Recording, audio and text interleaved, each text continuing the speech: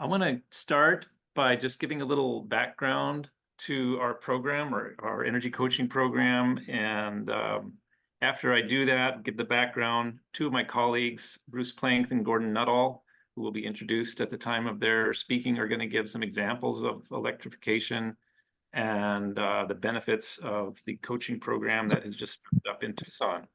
You've undoubtedly seen these pictures. That's Gordon up there. So our topic subtitle tonight, 5 steps we can all take to lower emissions at home, possibly could have really said at home and on the road.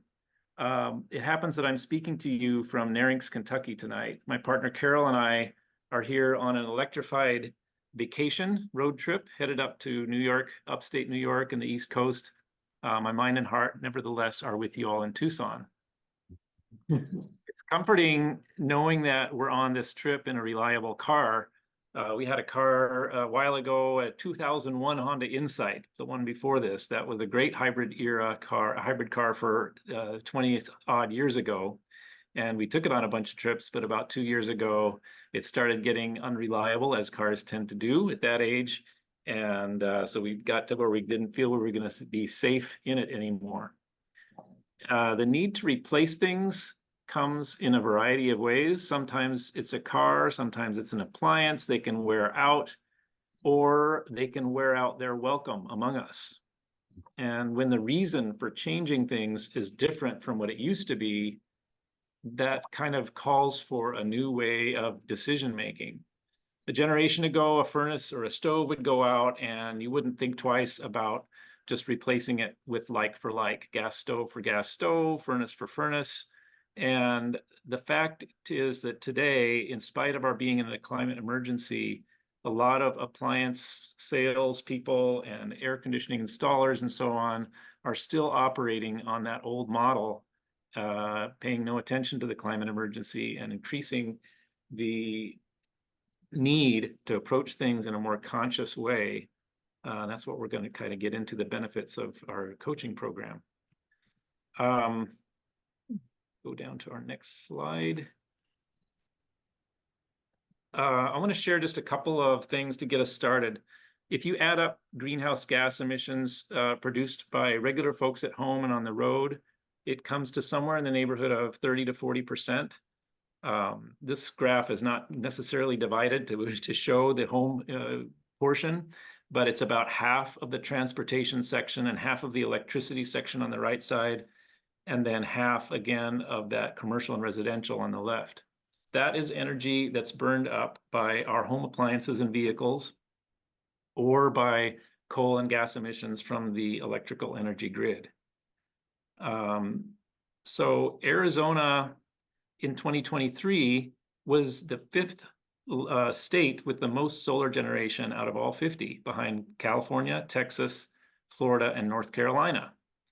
And that may not sound too bad. It may not, in fact, be too bad until, oops, let's go back. Where's my cursor?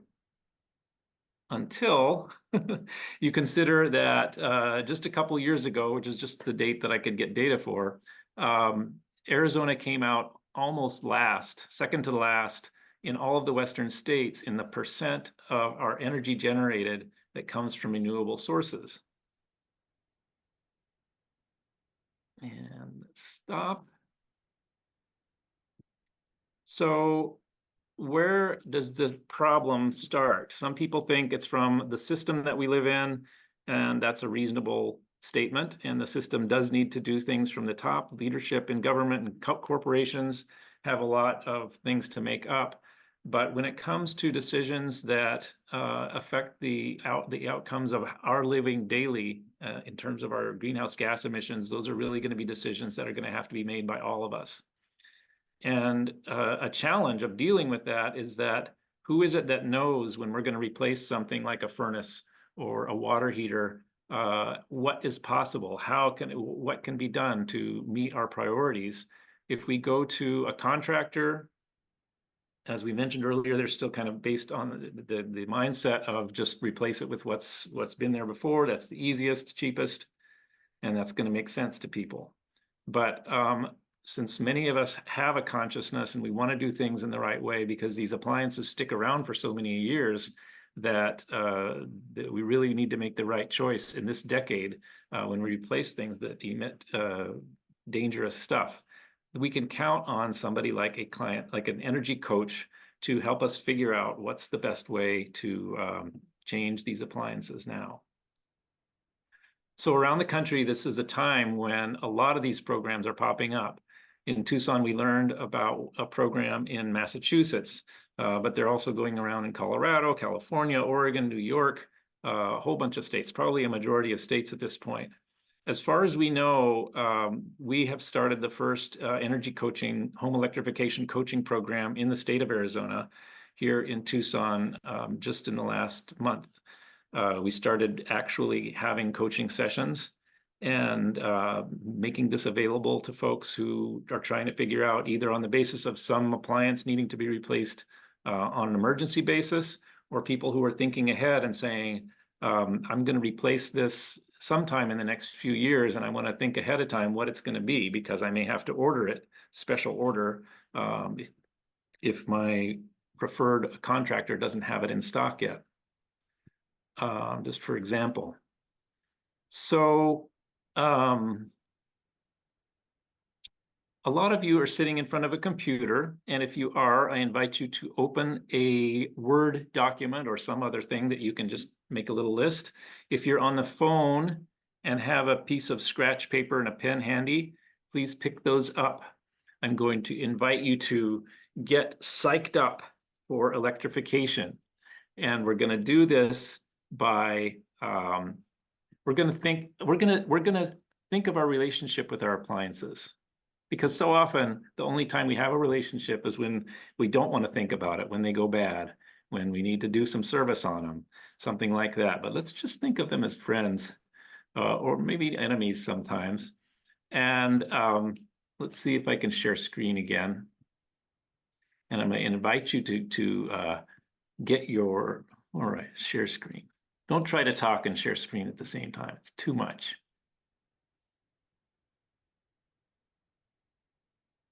All right, we already had that slide. Okay. Let's envision a whole collection of appliances and vehicles that are in your house. And I want you to get them all in mind. And let's speak these words to our appliances. As soon as I can get them on view in my screen. Thank you. Thank you for keeping us comfortable. You can do this with your mute on, please. But I do invite you to really open up and do this exercise with your words. Thanks for keeping us comfortable, for hot showers and clean dishes. Thanks for helping us prepare wonderful meals, for getting us around town and taking us on long travels. Okay, this is the part now where pick up your pencil, open your Word document, and we're going to speak some special words to our fossil-fueled appliances and vehicles. All right, fossil fuel burners. You have served us a few generation and a few generation of forebears. Your time is now up. Our atmosphere can no longer sustain life because of your pollutants. You must be replaced, and soon. You'll be recycled. You'll be replaced by items and practices that do not force our climate system further and further out of balance. We will live in balance and safety. I don't know how that felt to you. It may be a thing that we should have taken a poll on, but that will have to be for another time.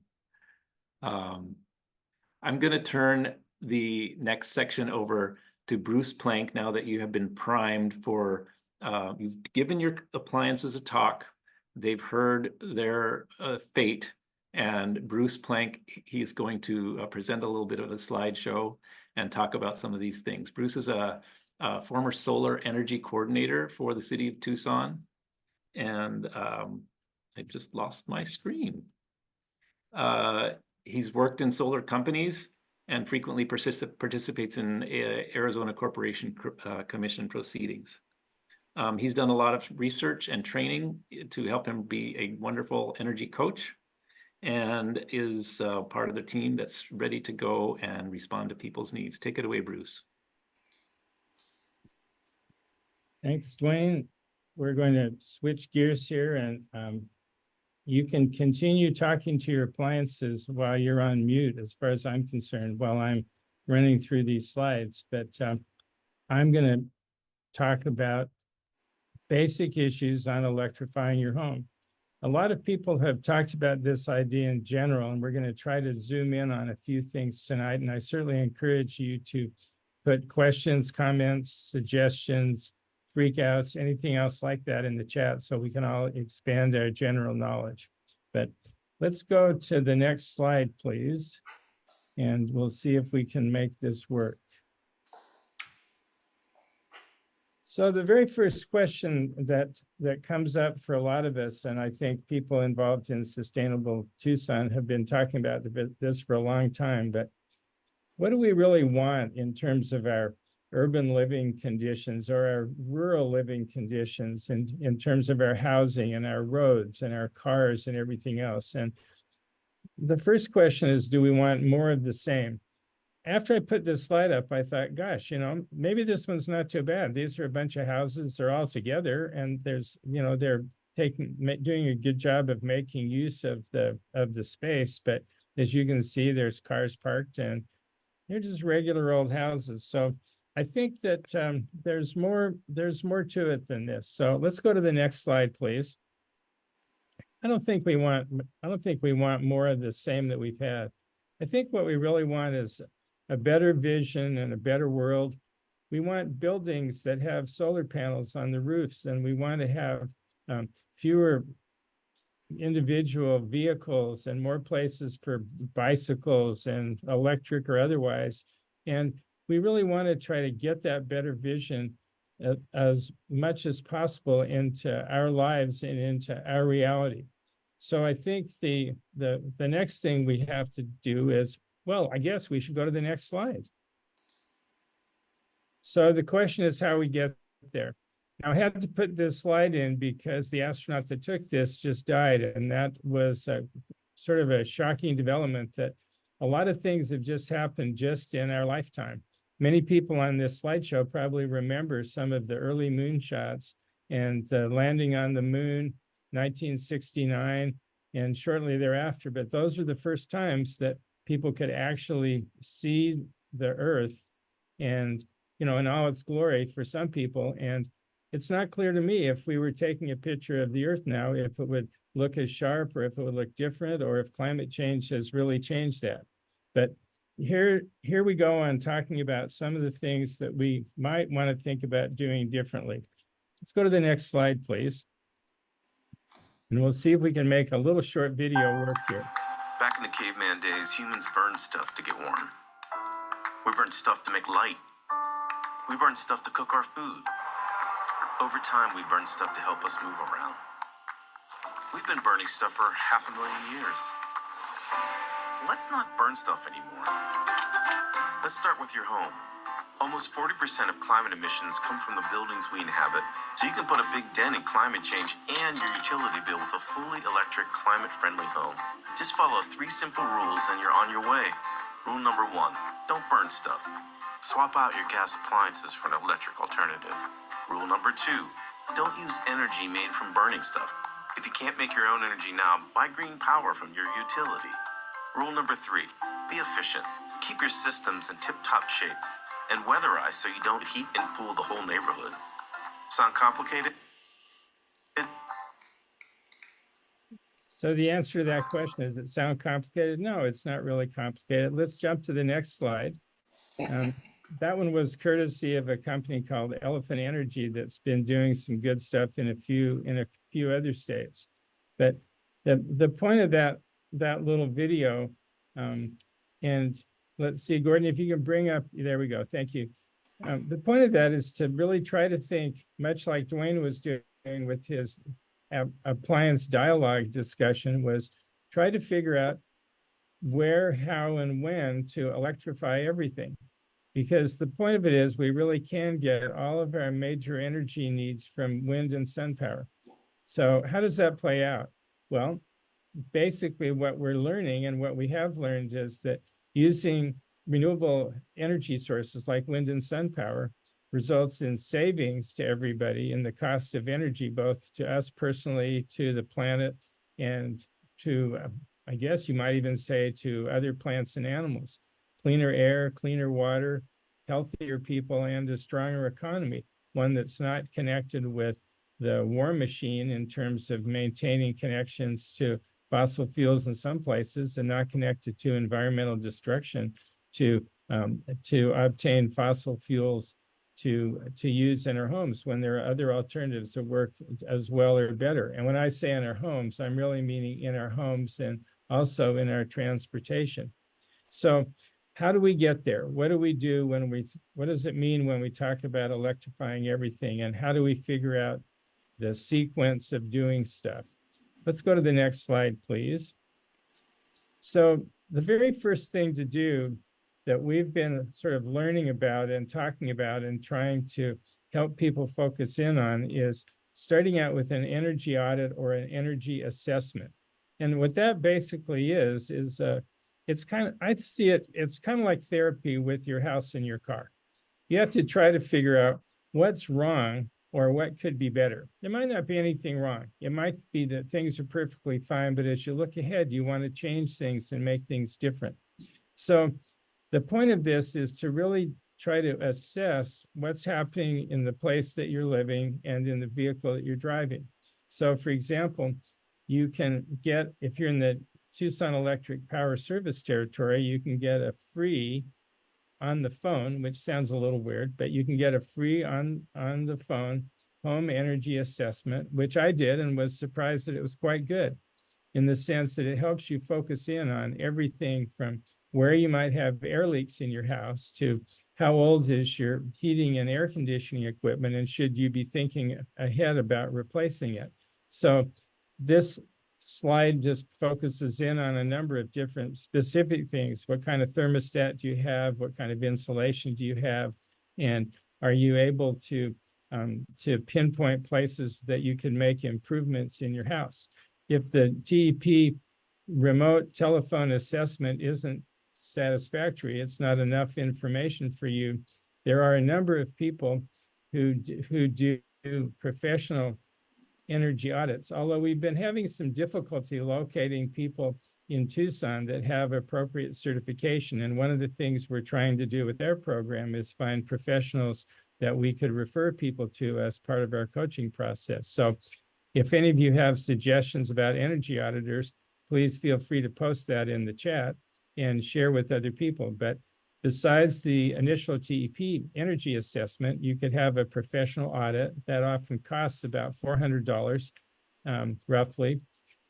Energy audits, if they're done by a certified person, are one of the many things that you can have a 30% tax credit to help pay for that. Okay, after you do the assessment or the audit, what's next? Let's go to the next slide.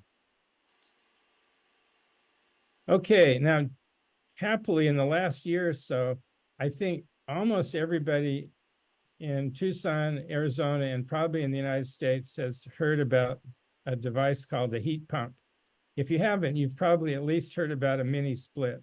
Now, both of these names are kind of weird because a heat pump is actually an air conditioner that runs in reverse. So it'll pump heat or cool air. So it does more than pumps heat.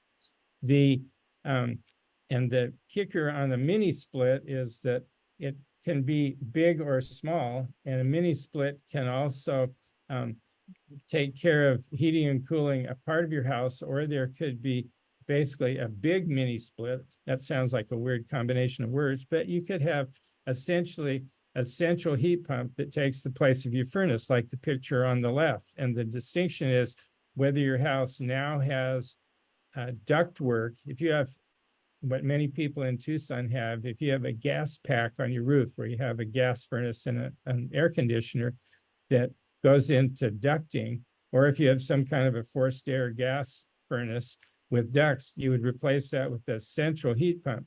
if you have an add-on room or you have another special situation, you might want to be looking at a ductless mini split. They're both variations on a heat pump.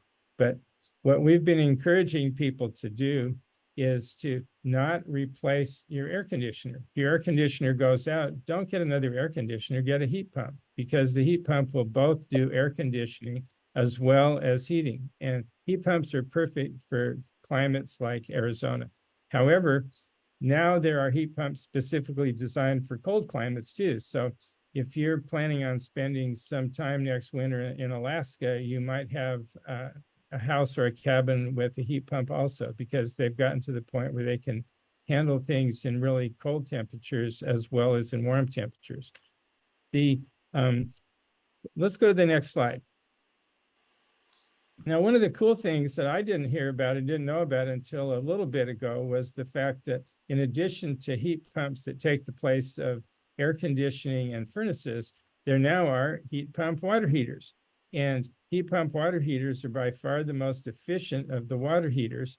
And the really good news is that they're now available as 120 volt appliances, which means you don't have to have an electrician upgrade the electrical panel at your home, because you could have the heat pump water heater, if you get the 120 volt one, plug into a regular outlet.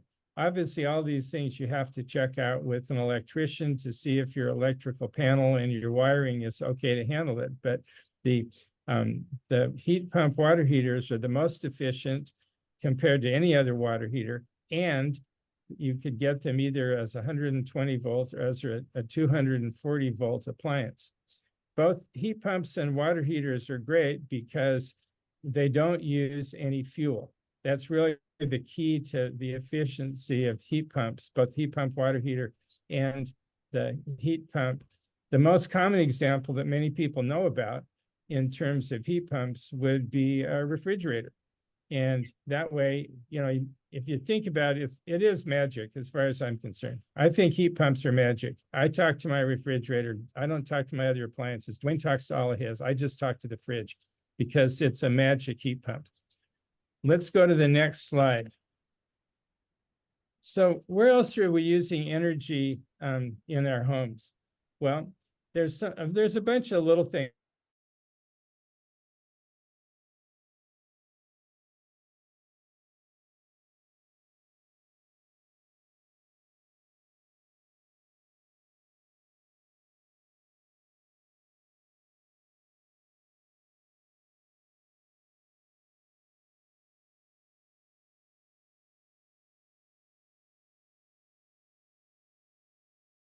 So what's the alternative?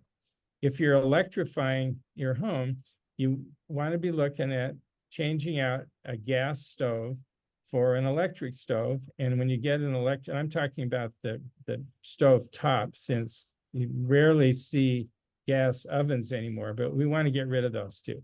But let's just talk about the stove top. The most efficient and the safest and the cleanest and the coolest of all are induction stovetops. That's an example here.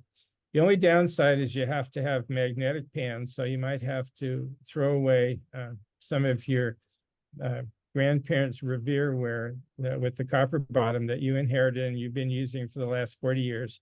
But if the pans aren't magnetic, if the magnet won't stick to them, they don't work on the induction cooktop. But again, the induction cooktop is safer, better, much more efficient. And the reason you want to do it, partly in addition to that, let's go to the next slide, please, is because there have been a whole bunch of studies. And Gordon, can you hit there's some additional text on this slide that'll come up, I believe. There have been some recent studies that have been really frightening that essentially show that for many homes, the pollutants from a gas stove, even if it's not being used, greatly increase the risk of childhood asthma, which is really frightening. And in one study, it compared the bad stuff the air pollution, the fumes that are coming off of a gas stove to smoking cigarettes. Now, I don't think many people would want to advocate smoking more cigarettes in your kitchen as part of your general lifestyle. But many people, including me until recently, were cooking with gas. So we were putting those fumes out in our house without realizing it. And I will say, if you do have a gas stove, until you're able to replace it with an electric stove, please always use the exhaust fan. At least you'll be minimizing things. But this cooking of your meals with electricity, and particularly on an induction stovetop, is really the way to go. Okay, what else do we have in the house that might be electrified? Let's go to the next slide, please. Okay, let's say you don't have an electric car, an EV, but you're thinking about getting one. Well, you might want to be thinking about getting an EV charger ahead of time so that you can plan for your electric car. Because as we all know, probably for many of us, the next car that we're going to get, if we haven't already, is going to be an electric car or a plug-in hybrid. So the idea is to try to be thinking ahead on all these things. Having an EV charger either in your house, in your garage, or somewhere nearby is something that does require some advanced thinking in terms of the electric requirements and some planning, but it's good to be thinking about it so that if you're involved with electrifying some other parts of your house, or you're deciding you are going to improve and upgrade the wiring in your panel, you can take into account future planning, such as having a charger for your EV. Okay, let's go to the next slide and talk about some of the money aspects of this. So one of the cool things about this is there have been some studies now recently that say that electrification costs money for sure. There's no question about it. You're going to have to spend some money on these projects that we're talking about. But guess what? Now there are a bunch of academic studies and realtor studies that are showing that heat pumps add to the value of houses in the United States. Now, this shouldn't be too surprising because over the last 10 years or so, there have been a bunch of studies that show that solar panels do the same thing.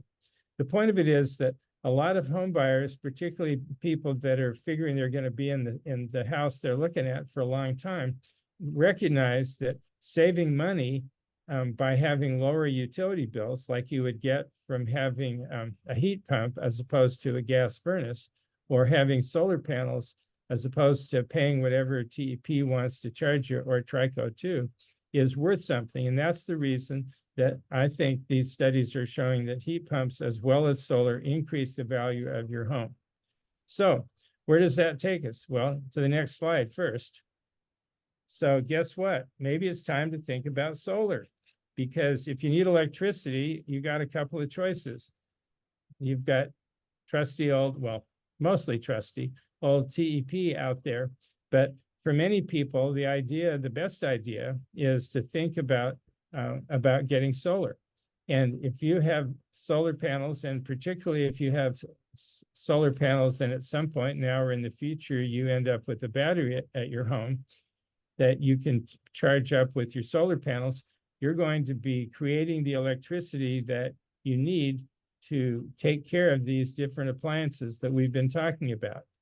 And I should also say there was a little mention of it in that earlier video, and that is that if you can't do solar at your home for a variety of reasons, either you don't own the home, it's beautifully shaded by some of Tucson's largest trees or whatever, you don't have a good place to put solar, there are a few options where you can buy into solar systems that TEP operates, and they'll sell you a share basically in one of their solar fields. So there's some options if you can't do solar directly. But for many people, the whole idea is to have solar panels on your roof or in your yard or on your garage and generate the electricity to run those appliances. Let's go one more slide, please. So again, now we're talking about paying for it. This is a funny slide, and I don't want you to take a screenshot and then call me tomorrow and say, hey, what the heck? Those numbers are wrong. Partly because the numbers are very much in flux and are changing. But the point is, right now, there are federal tax credits and state tax credits for many of the different things we've talked about that are involved with electrification. there are some future rebates that haven't happened yet, but we're hoping that this summer, finally, some of the rebates that are part of the IRA, and just so you know, you can be clear about it, we're not talking anymore about the Irish Republican Army or your retirement account. We're talking about the Inflation Reduction Act, but there are rebates that increase as your income drops. Income people have an opportunity to get on-the-spot rebates from dealers. And that is in addition to possible tax credits. So these are things that you need to pay attention to and stay in the news, and also involved with our energy transformation working group. We're staying on top of the rebates, but there are tax credits in place now, and there will be rebates. So I feel comfortable by the end of this year, the rebates will be available. The exact amount of rebates for each different thing is going to be different. But anyway, there's the opportunity for saving 30% on most of these things due to tax credits if you pay taxes and you have something to offset the tax credit against. And if you don't pay taxes, and particularly if you're a low income person, you can get a very large amount of the cost of a number of these appliances with the rebate. Okay, I found this on the web for us. Your income drops, so low income. Somehow Siri started talking to me. Okay, let's go to the very last slide. And I just want to let people know that we've borrowed some slides from an outfit called Electrify Now. It's a San Diego outfit. And I hope that we got a few points across, and we'll take a look at the chat and see where we go. And I think that before we turn that over to Gordon, we're going to take time for a few questions. Is that right, Gordon? Yeah, that would be a good time for that. So this is not talking to your appliances, but this is going to be talking to your computer. Okay, well, we have a good question from Beryl back at the beginning when you were talking about electrifying everything, and she's curious about what about the impact on the environment to mine the minerals or the materials needed to create all this electric power. Well, I think that's a fact of life in the sense that if you're driving a car now, if it's made out of steel, then the iron had to be mined too, and even bicycles have some impact. So I think that there's definitely some impact. There's no question about that. That I think all these things are trade-offs, and there's nothing really perfect. And I think it's always a personal choice as to what things people do and what things people are involved in. But sure, I'm hoping there's not going to be a copper mine at Oak Flat or near Sahuarita just because we need copper to put into wiring. But yeah, there's going to have to be some metals mined for electric appliances and for wire and everything else. No question about that. So I think it's worth paying attention to figure out the best way to minimize the environmental impact, recognizing that there will be impact for these things. Okay. And just a comment on that, there's over 5 million tons of industrial raw materials in Tucson's landfills. So Right. if we ever decide we're going to invent the technologies to mine it, we've got a lot of stuff there.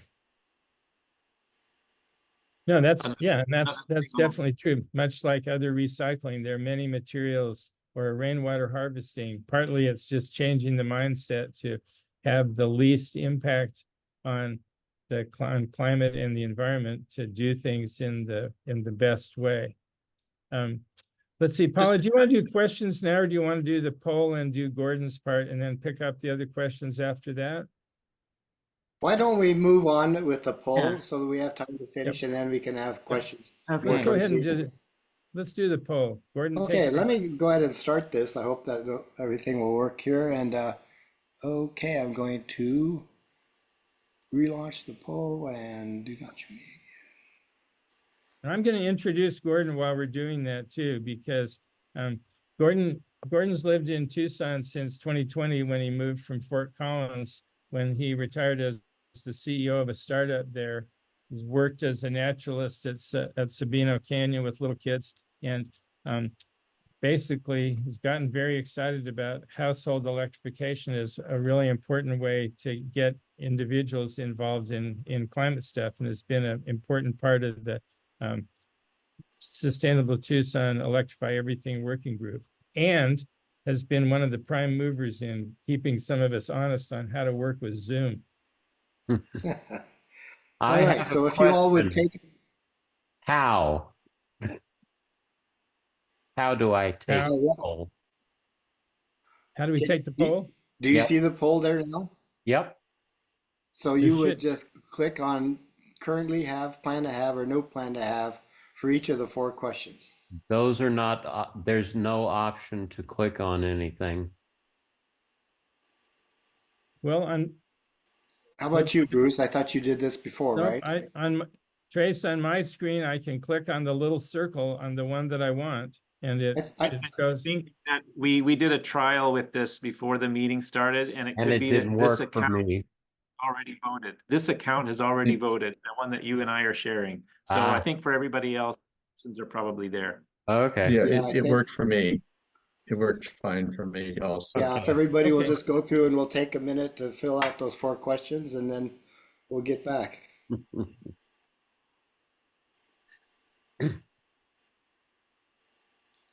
Bruce, before we And go you all, to Gordon's stuff, I was hoping you could clarify something for me. I don't have taxable income, so none of the tax credits are relevant. I'm not sure what TEP offers to customers, but the problem for me is that my tenants are the holders of the accounts, and any investment that I make costs me but gains me nothing. Well, that's a little bit of a cynical perspective. If you electrify a place that you're renting, Trace, you're improving the impact on the climate of that particular There's rental also place. moral good, but they get the benefits and I get the expense. yep, Well, that's always been a problem in terms of the mix between the property owners and renters. But there are a number of things that renters can benefit from some of the rebates directly without involving you. There are a few things. They're mostly focused on homeowners, but we can talk more about that offline. There's some possibilities of some things, and the the rebates for equipment, for example, like for a heat pump, if you were thinking about replacing a furnace in a rental unit, and if you replace it with a heat pump and it costs 30% less, or some additional amount less because of the rebates, then I think you'd still be coming out ahead. But we can talk about it more yeah. offline. Sure. That's Now, all. I'm going to interrupt here with, I'm not seeing anybody filling out the poll. Are people having problems with technology, or maybe Kurt, can you tell us what's going on with you on your screen? It seemed like it worked okay. I just clicked and submitted, and then it went away. Okay, there might not be a live Maybe update that for me. because we As tried. everybody, let me see, This gonna is listen. Jean, and I filled mine out and submitted it. It seemed to Okay, work. good enough. I'm going to give it maybe 10 more seconds and then we'll show the results. So if everybody will finish out the poll, we'll move on from that. 5, 4, 3, 2, 1. Okay, I'm going to end the poll and then share the results. Oh yeah, there we go. Look at that.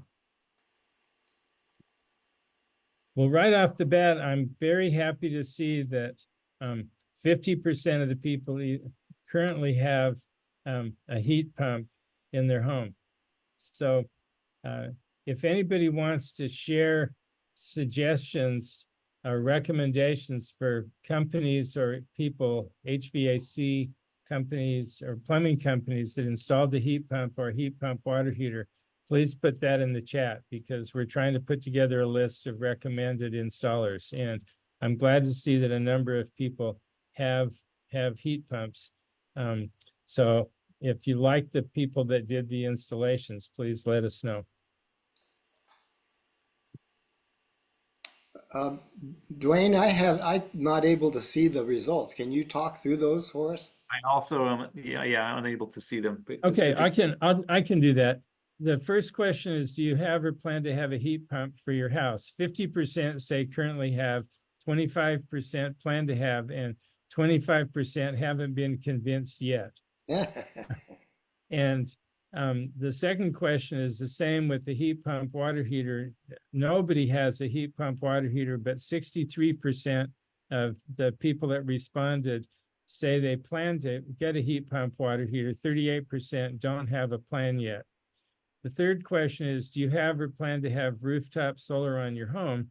And 86% of our very hardcore Sustainable Tucson audience says they currently have solar on their house, and 14% don't. And the fourth question is, do you have an electric vehicle? 14% currently have an electric vehicle, 29% plan to have an electric vehicle, and 57% say they don't plan to have one. And I'm assuming they're waiting to see what happens with tariffs on cheap Chinese electric vehicles, or American manufacturers are going to do something about that. So Gordon, I'm going to go ahead and, oh, you did. Okay. So, yeah, thanks to everybody that put in information on the poll. That's actually really, really interesting, just in terms of where people are at. I think gives us some good ideas about what we need to follow up on. So I think now we're ready to have Gordon tell you more about the way that our coaching program has been going. Well, yeah, we thought the word coaching can take different meanings for different people. If you think about a coach as being, oh, I don't know, a t-ball coach or an athletic coach, that has a certain connotation for certain people. So we wanted to give you an example of what a coaching session might look like. And last week I was with a client in the South Tucson area, and I'm going to just run a video showing that to give you an example of what a coaching session might look like in some places on the in-person interview. So here it goes. Just take a minute and we can walk through this. Sure. So it is a single family home. Yeah. 1,100 square feet. You do have solar, or you're looking for help with solar? Looking for help with solar. Adding rooftop solar. Mm-hmm. And then the water heater is another excellent opportunity for most people. And stove too? Yes. On gas stove? Yeah, well, good for you. Both of those are opportunities to do some things different. Overall, you're feeling good about your comfort issues, and you haven't had an energy audit yet. You know, we do have gas for your heating and cooling system. The 20 years is on your HVAC system. You know, that's kind of pushing it. I know. Yeah, mine is almost the same thing, and you know, you hate to come home sometime and find out, OMG, my whole thing is done. I have a neighbor that had the same thing. They went for a short vacation, maybe 2 weeks, came home and their HVAC system was dead. And it was in the middle of the summer. She was having some health issues. It's not like she had a big opportunity to spend time and do a lot of research and figure out who's the lowest cost. She had to take whoever is on the ball with that. So I think you're wise, or the owners are wise to be looking at things. Before they're actually dead in the water. Now you do have ducting through all of the rooms, so it's and programmable thermostat. You put a question mark there. I don't use the thermostat. I believe it is programmable, but I use it very little. I haven't turned on the air conditioning yet this year. Well, amazing for you. Yeah. That's a really well insulated house. It is. Very It nice. is. Okay, you got the central vac, HVAC, 20 years. So you go at 65 in the winter and 80 in the summer. You are up. I'm hardcore. More than right, but good for you. Yeah. Not urgent, but again, you know, thinking ahead and Yeah. See what kind of things. So you're using gas for your hot water heater. So the things that you would like to see is important. All right, so the context of that is one of the first steps in our process is for a person who's interested in some advice or coaching would go to our website and fill out a form. That's a coaching interest form. And that we assign a particular coach to that person and they give them a call, set up a meeting if they can do it in person or Zoom if they want to do it remote. And we then let them fill out a questionnaire. They could do that either online or on paper. And in this client's case, we did want to meet in person and she filled out the questionnaire on a piece of paper. And so the beginning of this session with our client was to just review that questionnaire to give the coach an idea of the situation of the house and what they were planning to do. And so the next step, as we go through and give some advice, one of the other parts of this initial interview is going to be to ask them, what do you want to do with all of this information? How do you create a plan and how can he help you with creating that plan? So this would be another video that we did of that, which is, how to make a plan. What would constitute a plan for you? Now, in this case, this client is actually a renter. And so she wants to put together a plan for the owner on ways that they could electrify the home. And as you mentioned before, it's going to be a cost benefit to her and more of a emissions savings to the owner. So let me start another screen share with this video. And that's not what I want. Okay, let me do that. Is that showing the video screen now? Dwayne, raise your hand up if it's showing well now. Okay, good, thanks. Okay, let me just run this one. You mentioned that we wanted to maybe make a plan for the owners. Right. Some different options. Right. The first one I think is the heat pump air conditioning heater. Yes. And I think that will be enough to start with. Okay. And then I will take responsibility for sealing off the roof leaks and just being more attentive to cracks and gaps. The dryer, we're not gonna, we are gonna switch it out to electric. That's number 2. No, because we can't, because it's 240. So we're gonna leave the dryer alone. I think so. And the stove oven, we're gonna leave it alone, and I'm gonna use a little convention. I think that would be the most efficient heater, Yeah. And the heat pump water heater with a louvered door, I think would be the other. Yeah. I don't know, can definitely make a difference. Okay. But that was from 2018, so we were gonna hold off on it for a while. Well, yes, we could do that. But if we do the AC furnace this year, Okay, that would grow another year on the water heater. yes. And that could be the next big project for the board to budget. All right. So the sequence was, after we read through that questionnaire, I walked the house with her and stuck my nose and my head into her furnace closet. We walked around the outside of the house, looked at the air conditioning unit that they have, just did a visual inspection of where there might be some air leaks that were preventing, letting cool air go to the outside. So she was heating up the outside of the house a bit. And you see that after that hour or so that we spent walking her house, we came to the conclusion that it made sense for them, since her water heater was relatively new, 4 or 5 years old, that was put on the back burner for a couple of years. But the biggest opportunity for her was to replace her air conditioning unit with a heat pump unit. It was a ducted system for her to clean up some of those open areas that were gaps in their insulation. And we looked at replacing her stove, and it was a gas stove, but she doesn't cook very much. And so instead of replacing the gas stove with an electric one, she felt it'd be more prudent to just to get one of those induction cooktops and use that for most of her cooking.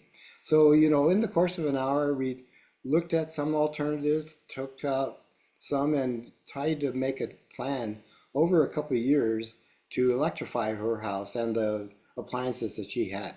So hopefully that gives you an idea what we can do as the coach for people that really don't know where to get started or would like to do the best that they can for their house in terms of reducing emissions and saving money, and doing a one-to-one coaching side-by-side advisor role, I think adds a benefit to people who may not know where to get started otherwise.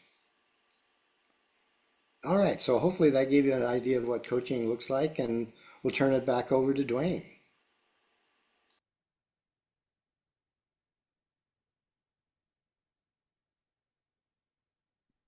Caught off guard, I was. I think I'm unmuted now. All right, well, let's, are there, I think that we've got a couple other questions in the chat. Also, just want to open it up, and if anybody has a question you'd like to raise with your voice.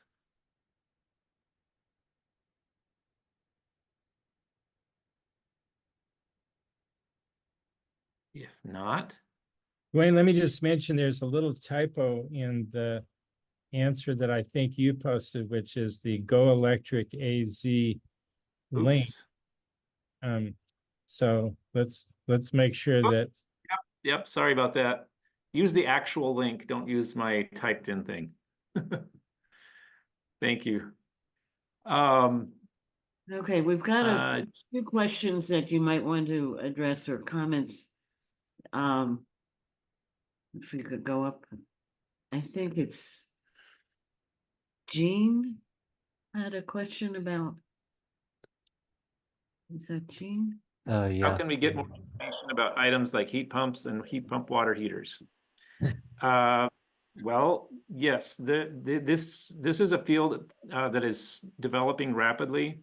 It was mentioned earlier tonight that there are now two brands that make, I think it was mentioned, two brands that make 120 volt water heaters. So if you have currently a gas water heater set up and it's in a room with just a standard outlet, it's possible to replace that without having to run a new electrical circuit. Yeah. So that information is pretty hard to get as up to date as it is, because just about a few months ago there was only one brand that made those. Yeah. They are Well, Dwayne, available. let me interrupt a little bit. Well, Yeah. Gene, maybe what you could do is fill out our client interest form on the website, and you can check that box that says you're interested in heat pumps. One of us, Bruce or Dwayne or myself or other of our coaches, could sit down with you one-on-one, and you could really get the detailed information that you might be looking for, Okay, rather than sounds try to answer the question right now. It's a really good question and probably deserves a fair amount of one-on-one time with you. okay. That sounds good because I foresee these happening Right. over the next few years, and my fear is I noticed somebody typed in that when they tried to talk to a service person about a heat pump, they were like, no, no, you don't want that. You don't want that. And of course, I want to go into it with an educated mind so I can counteract that and make sure that I know I'm doing the right thing for my house. So I think I will do that. I appreciate the suggestion. Thank you. Let me jump in on that one too. And I was going to echo what Gordon said. We found that we're just getting rolling on the coaching, but sometimes that people come to coaching with that exact question. They're just sort of puzzled and they're trying to get more information or figure out reliable websites or people to talk to, even though they're not planning on doing anything right this minute. They are looking ahead for the future. So we're trying to keep stuff posted on our website that I think Gordon just put up on the screen.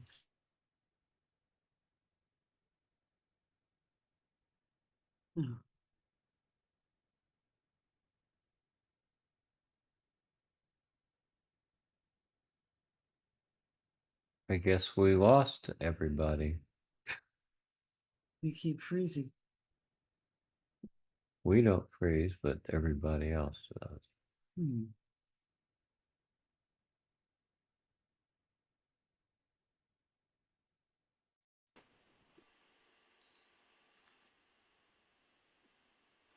Okay, well, we may have missed a little bit there with an unstable internet connection, but we're back. And can you go to the chat? Um, Beryl, did you want to ask anything about in reference to the points you put up, or just leave it as comments?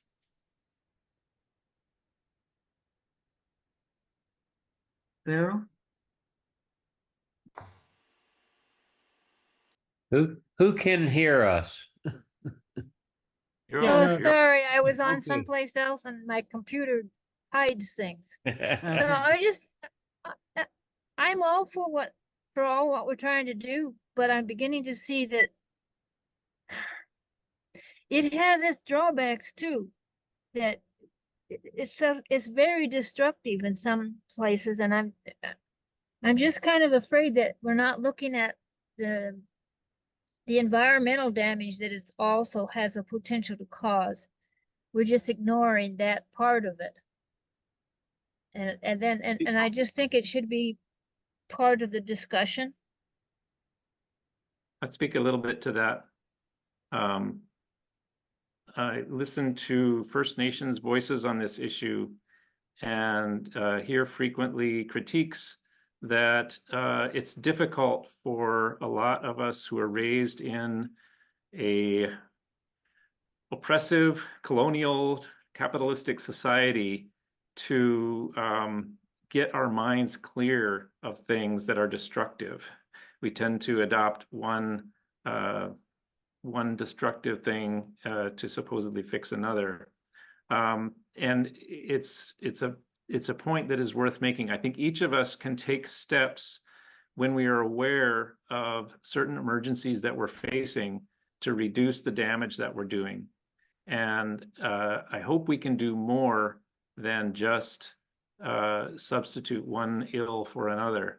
The electrification is not the answer to everything, and part of that can be seen in the fact that in Arizona, only 13% of the electricity provided through our grid is really clean. Now, it's encouraging that so many of us have solar on our homes and use it day and sometimes night if you have a battery.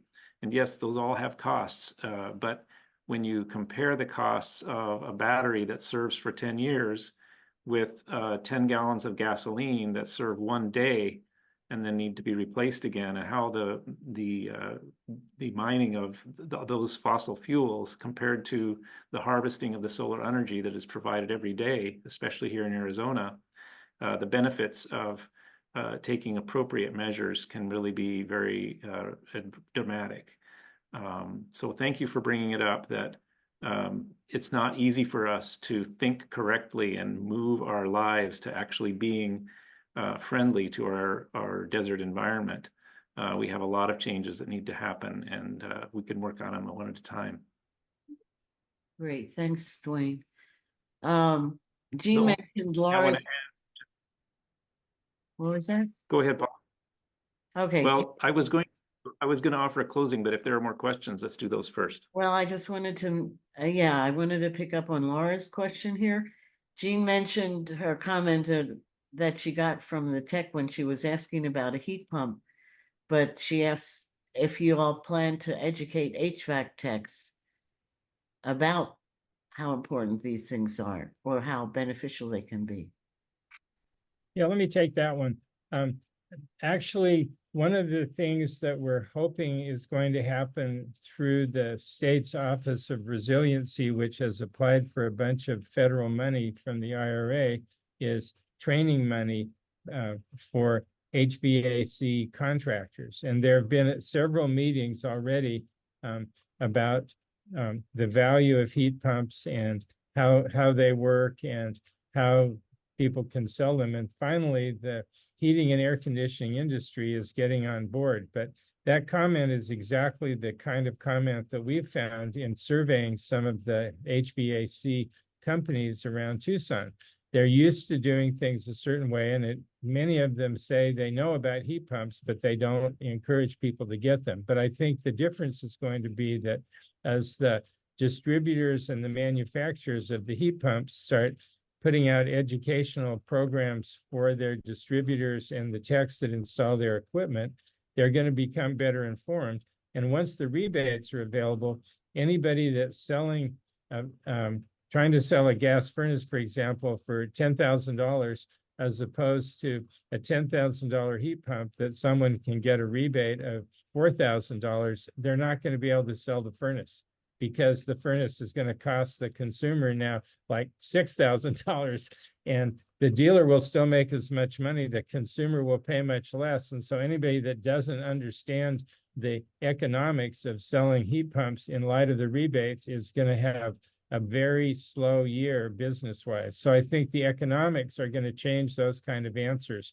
And the education is going to come from increased media and increased discussion at the grocery store and church and other places where people start sharing their own stories about getting a heat pump and being satisfied with it, because there are just going to be a lot more of them installed, particularly as these rebates come into play. And when that happens, any people that work for HVAC companies that discourage people from getting heat pumps, I hope, are going to be relegated to doing some other kind of work. Okay, great. Bruce, these rebates, this 30% reduction, is that an instant rebate, or is you apply for it? No, it's an instant rebate. When the Okay. rebates are in place, they've been postponed many times, which has been very frustrating. But there's a somewhat complicated scheme where there are rebates for a variety of electrification of your house, like increasing the amperage of your panels, and so you could handle more electricity in your house. There's insulation and so on and so forth.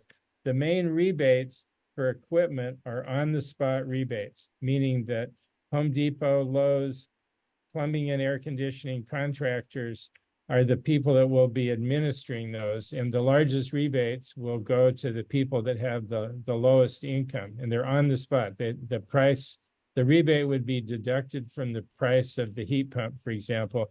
And so if that were you, you'd have a smaller amount to pay for that piece of equipment if you qualified for the rebate. It's just working out all the details to have that happen when you walk into a plumbing supply store or a big box store to order one of those things. That's apparently what's taking so long.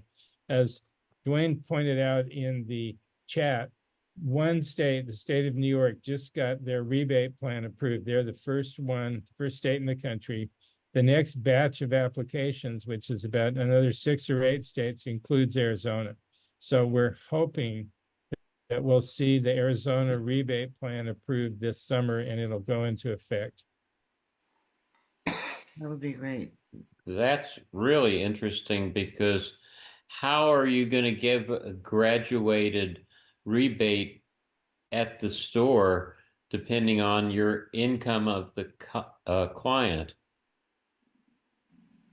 Well, that's the good news is that's for the U.S. Department of Energy and the State Resiliency Office and the governor's office to work out, Trace. I'm not smart enough to do it, but they're hiring some computer hotshots, and they figured out a way to do it. And there's basically 3 categories. High-income people get tax credits only. Middle-income people could qualify both for tax credits and for smaller rebates, and low-income people get rebates because they're probably on the spot rebates because they're probably not paying taxes. So there are 3 categories of people. That's how it's been simplified. People that are getting things like food stamps should qualify automatically, and so on and so forth. So some of the pieces are there, but the whole thing hasn't been revealed yet. And hopefully when it is, it'll be a really, really cool thing. That's neat. Okay, and Dwayne put up that goelectricaz.org has a summary of where you can get information on the rebates, and hopefully that will just keep changing as more information is made available.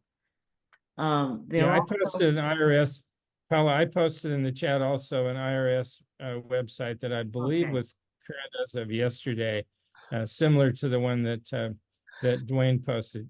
Okay, great. Good. So there are a number of sources. Those are two of the best.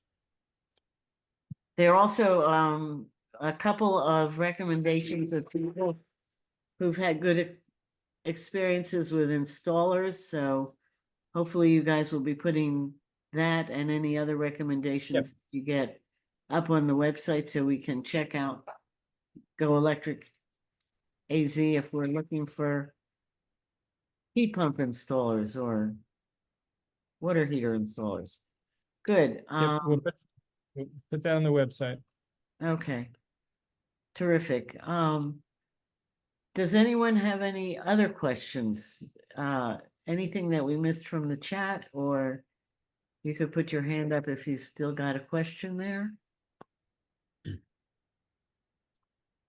No? Okay. Dwayne, you wanted to say some final words and then I'll Just give a last thought to a little bit recognize that this new program of home energy coaching is one program among other work that Sustainable Tucson's Energy Transformation Working Group does.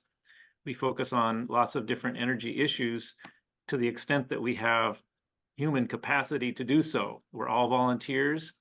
We all have a passion for this, and we also have limited energies and time to invest. So if working on issues such as the fact that our local utility, Tucson Electric Power, wants to build more gas power generation and is in the process of getting bids for that, and maybe make the case that environmental justice considerations should be upheld as strongly as possible, and get involved in the conversations happening at the state level to make sure that people are protected in all of this. That's the kind of work we'd like to do, and we don't necessarily have as much human power to give attention to that as we could use. So that and other issues, we've got university professors that we're collaborating with in a program to use artificial intelligence to pursue the same aims that this coaching program is pursuing. So there's lots of things and lots of different skill sets that could be brought to bear and advance our common missions within sustainability. And of course, as well as other committees doing other work with water, habitat restoration, you name it. We've got a lot of things going in Sustainable Tucson. So you can go to sustainabletucson.org to know who to contact for each of those areas of possible involvement as a volunteer. Great. Thank you, Dwayne, and thank you, Bruce and Gordon. This was most informative. I've got notes of some of the things that I need to look into. It was very timely from my perspective. And Dwayne mentioned all of the stuff that Sustainable Tucson has going on. If by any chance you got the information about tonight's meeting from something other than our newsletter, and you would like to get the newsletter sent to you by email, you can email me, Paula at sustainabletucson.org. And I'd like to mention our next monthly meeting, which will be July 9th. And we are moving to a hybrid format. We're going to be holding the meeting at the Ward 6 office on First Street, just east of Country Club. But we'll also be able to have people participate by Zoom if they prefer. So we are moving to a hybrid. The meeting is going to be dealing with issues of conservation of land, habitat, and species. So that will be an important issue for us in Southern Arizona.